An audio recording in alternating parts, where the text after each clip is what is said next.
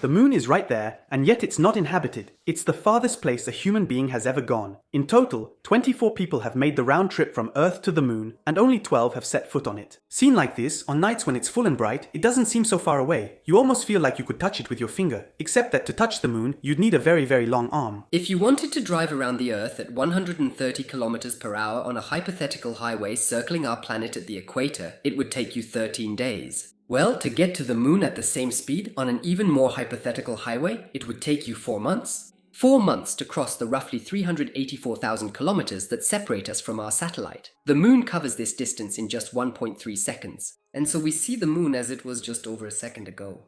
The problem with talking about distance in terms of travel time is that you quickly end up giving a headache to anyone trying to understand. What if the best way to understand the size and distance of objects was to bring them into our living room?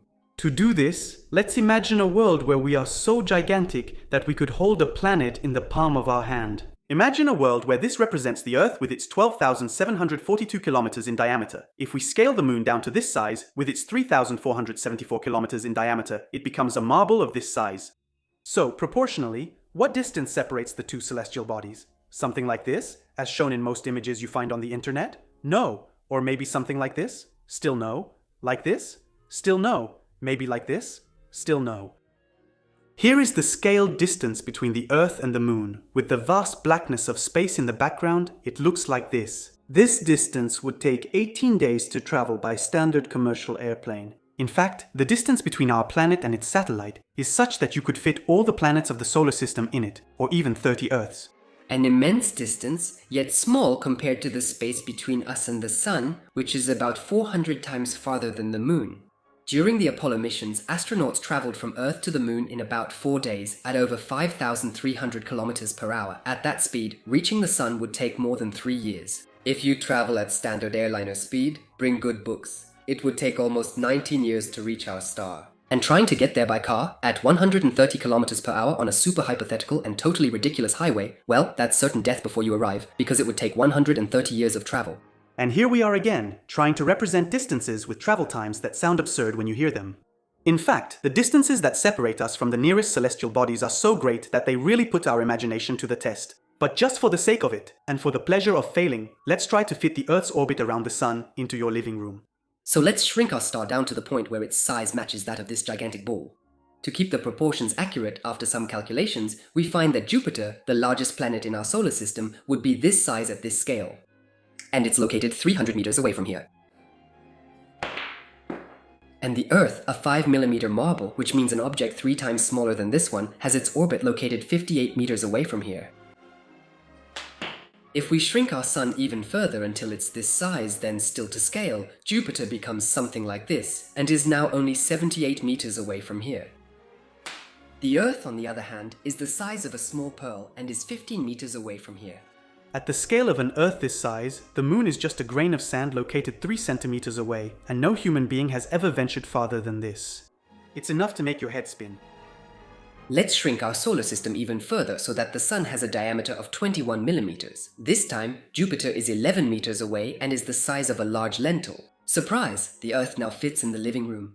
It's about 2 meters from our star, a body 1/10 of a millimeter in size, just visible to the naked eye, the size of an ovum or a hair's thickness. At this scale, the last planet of the solar system, Neptune, could be represented by a grain of semolina located 67 meters away. Voyager 1, the farthest human-made object from Earth, would be 280 meters away from here. In this little game, Alpha Centauri, the star closest to the Sun, is 580 kilometers away, and the center of our galaxy is 3,700,000 kilometers away. That's 10 times farther than the moon is from us, in our world at full scale. And even compressed into a world with a sun of this size, the distances remain surreal. At full size or reduced, trying to picture them in your mind is sure to make your head spin. Unless we approach the problem differently. As suggested by the artist Michka Henner, who believes that the best way to convey the immensity of these distances is simply to turn the page. Because Michka has devised an indirect method to represent the vast distances between celestial bodies, by creating a black book, or rather a series of 12 volumes with 506 pages each, in which every page represents 1,000,000 kilometers. Each celestial body being shown to scale, our Sun fills a page and a half at the beginning of the book. With this approach, you have to wait until page 155 of the first volume before coming across the Earth. and Pluto, the fallen planet, ends up on the last page of the last volume. A tiny little dot lost in the immensity. And Jupiter is on page 283 of the second volume. Enough to spark plenty of discussion. Otherwise, we can also travel at nearly 300,000 kilometers per second in a video created by Alphonse Weinhardt, who invites us to ride a beam of light that has just left our sun heading toward Jupiter.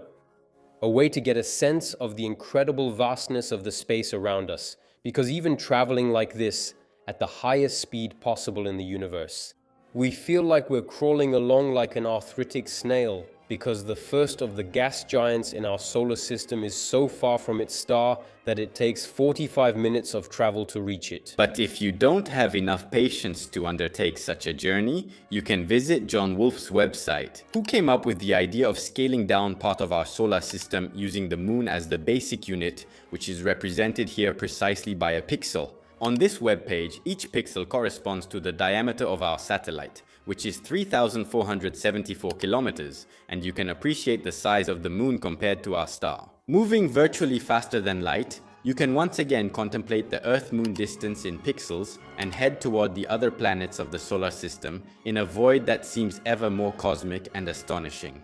As a side note, Sébastien Carassou from Sense of Wonder and I have already had fun scrolling through the entire site at the speed of light.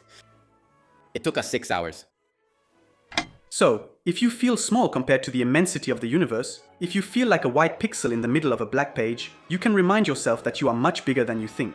The sun is certainly very far from us and very big, but proportionally speaking, you are about 10 times bigger to a water molecule than the sun is to you.